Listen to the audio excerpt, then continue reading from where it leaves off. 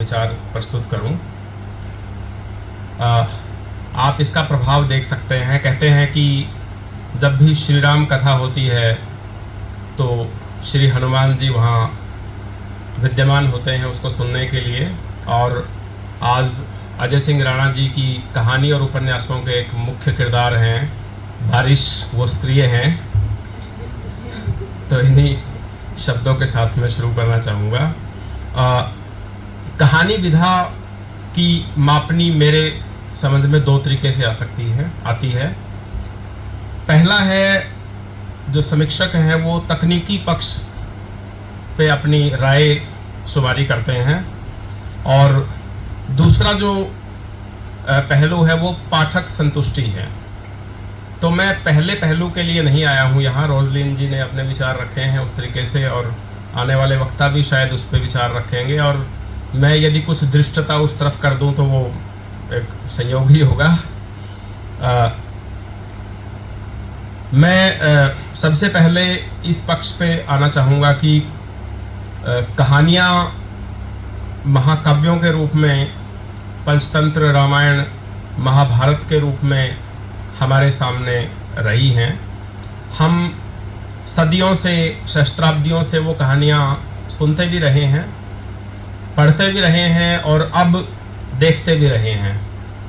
B.R. Chopra ji का धन्यवाद और रामानंद सागर जैसे श्री के लोग हैं। लेकिन अभी भी भाषा के पहले पहलू जो कि बोलने से संबंधित है उसको जीवंत करके, और उस तरह का प्रभाव यदि आप कहानियों में अभी भी ला पा रहे हैं तो उसके लिए डॉक्टर अजय जी सरीखे युवा लेखक हैं, वो बधाई के पात्र हैं।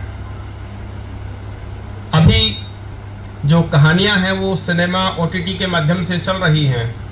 कितना चैलेंज है हमारे लिए कि आज भी यदि हम कहानियों को लिखते हैं और उससे भी बढ़कर सुनाते हैं यदि कोई कहानी, तो उसका प्रभाव आप समझ सकते हैं कि कितना प्रभाव होगा। और यदि इस सीरीज में ऑस्कर देने की बात आए तो हमारी दादी नानियों की जो जोड़ी है उससे बेहतर कोई नहीं हो सकता। आज भी उसी विधा में यदि हम सक्सेसफुल रहे हैं तो ये क्रम जारी रहना चाहिए, जो थोड़ा कम हुआ है। आधुनिकता की एक पता नहीं वो उजली है या मैली चादर है, वो कहीं ना कहीं उसको लपेट रही है। और तो हमने देखा है कि लार्जर देन लाइफ कैरेक्टर्स हमारे ऐतिहासिक जो पृष्ठभूमि है वहां से आए हैं। और मैंने जब लिटरेचर पढ़ते थे उस वक्त पढ़ा था कि यदि शब्द अपने सर्वोत्तम क्रम में हैं तो वो गद्य होता है और अच्छा गद्य माना जाता है, और यदि सर्वोत्तम शब्द सर्वोत्तम क्रम में है तो वो सर्वोत्तम पद्य माना जाता है।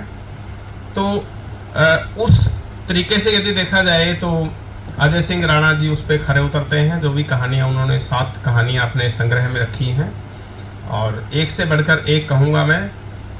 पाठक की दृष्टि से यदि देखेंगे तो मेरी जो सबसे अच्छी मुझे कहानी लगी, चुनना बड़ा मुश्किल हुआ, लेकिन उसका नाम मैं रखूँगा। आपके लिए एक रहस्य बन के रहे तब तक ये। हमने देखा है कि किस प्रकार से संस्कृत से हम हिंदी तक पहुंचे हैं, पाली, प्राकृत, अपभ्रंश और खड़ी बोली के माध्यम से।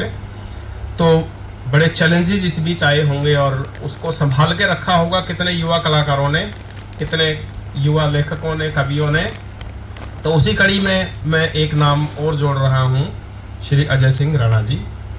हम अक्सर देखते हैं कि जब भी कोई लिखता है तो वो यथार्थ को कल्पना की सहायता से पेश करने की कोशिश करता है, लेकिन यहाँ विपरीत हुआ है।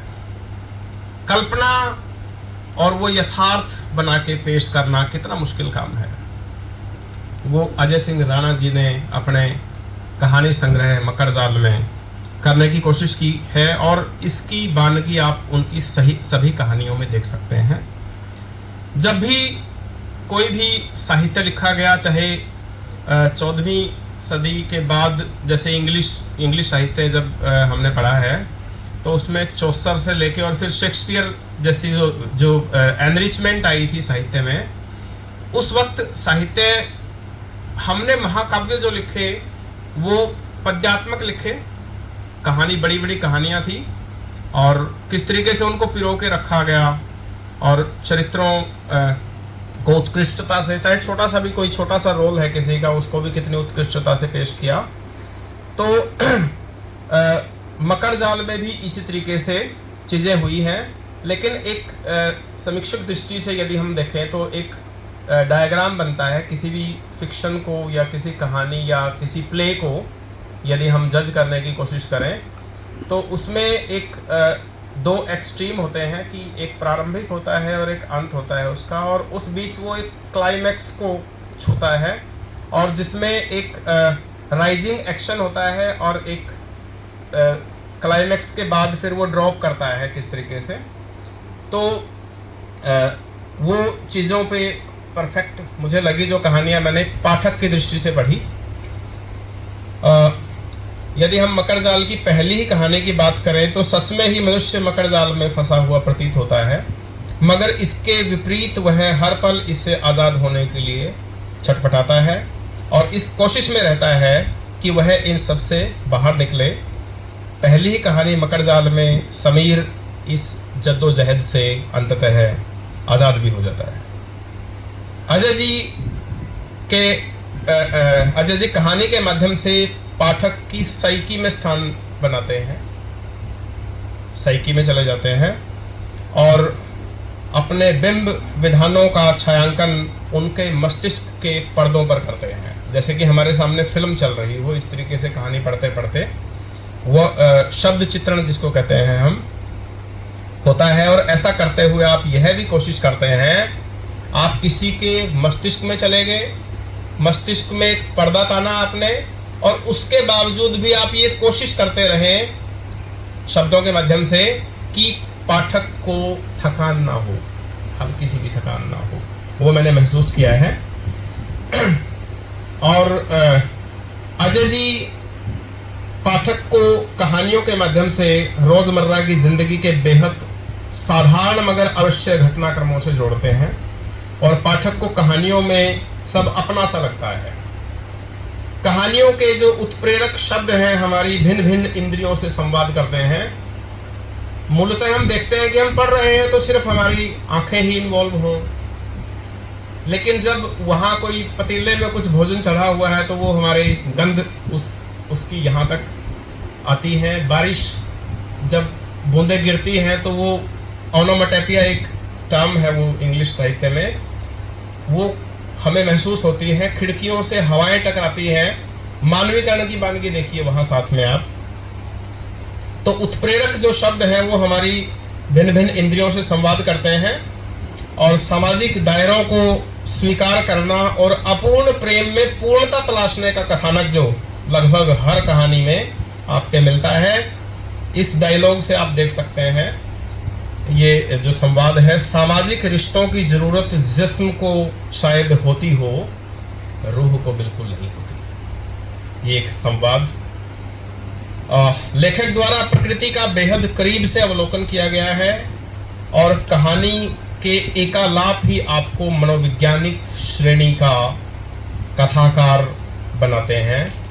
और इसके लिए मैं बधाई देना चाहूँगा कि जब हम एक और साहित्य में हमने एक लाइन पढ़ी थी कि यदि हमें किसी भी रचना को आंकना है तो सर्वश्रेष्ठ मापनी उसके लिए ये है कि आप उस रचना को एक सेंटेंस में या कुछ पदों में बांध दें, जैसे कि अधर्म पर धर्म की विजय, जैसे कि बुराई पर अच्छाई की विजय।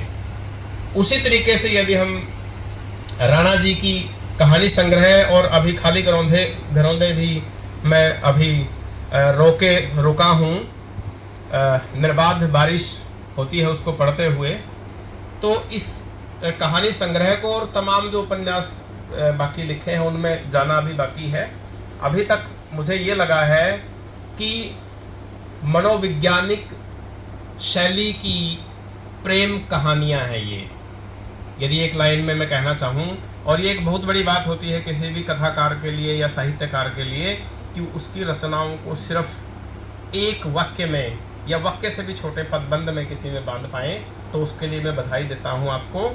और जैसे मैंने कहा था कि best words in their best order is poetry and words in their best order is pros, that is. तो आप कहानियां जो आपकी हैं वो सिर्फ गद्य तक सीमित नहीं है। आप इतिहास में गोते लगाते हैं कि हालांकि वो आपकी विधा पोइट्री भी रही है। आपने माँ तुम जिंदा हो माँ कविता संग्रह भी लिखा है। तो आपकी कहानियां जो हैं वो गद्य की सीमाओं को लांघती हुई, उनको धत्ता बताते हुए वो पद्य में भी किस तरीके से घुसती हैं। देखिए आप कुछ लिखा है मैंने वहां से निकाल के कि कुछ तो हुआ था मौसम को यूं बेवक्त बेवजह बारिश नहीं हुआ करती। या फिर गहराई देखिए कि साइकी में जब वो घुसते हैं, फिर मन के आईने पर आई खरोंचों को छिपाना। छोटा सा संवाद है लेकिन आप देखिए कितना गहरा है। और मनोवैज्ञानिकता जैसे कि आजाद बहते